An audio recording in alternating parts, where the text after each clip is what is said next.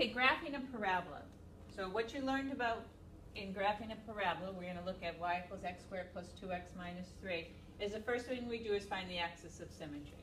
So in this example, A is 1, B is 2, and C is negative 3. So our axis of symmetry would be x equals negative b, which would be negative 2 over 2 times 1, which is negative 1. So that's where I can start and just sketch in that axis of symmetry.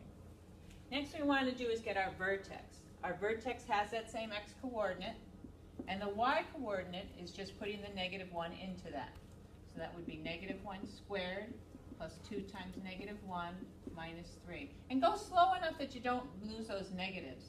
So that would be 1 minus 2 minus 3, 1 minus 5, or negative 4. So negative 1, negative 4. And we start to get that parabola. Now we're going to graph the rest of it. So a few other things you can do is find the y-intercept. The y-intercept is the value of c, which is negative 3. So there's my y-intercept. I can go over here and find a mirror point. If this is my axis of symmetry, there's got to be a point here. And then you can substitute some other values in and make yourself a little table. So we could put 1 in. We'd have 1 squared plus 2 times 1 minus 3. 1 plus 2 is 3, so that would be 0. So 1 matches with 0.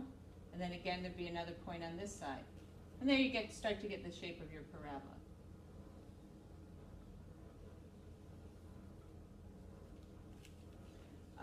Max and min, that's dealing with your vertex. So the lowest, this one has a minimum. The lowest it ever gets is down to that point, and so that's your y. Y equals negative 4 would be a minimum.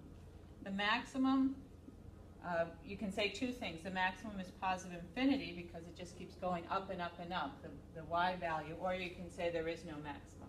The zeros, that's the same as your x-intercept. So if you already have the graph, you can look where they are.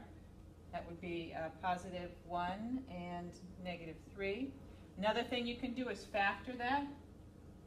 You know, you're solving when does x squared plus 2x minus 3 equal 0.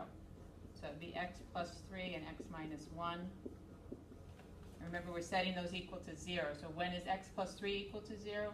At negative 3. And this at positive 1. Same answer that we got there. So those are all the pieces for graphing the parabola.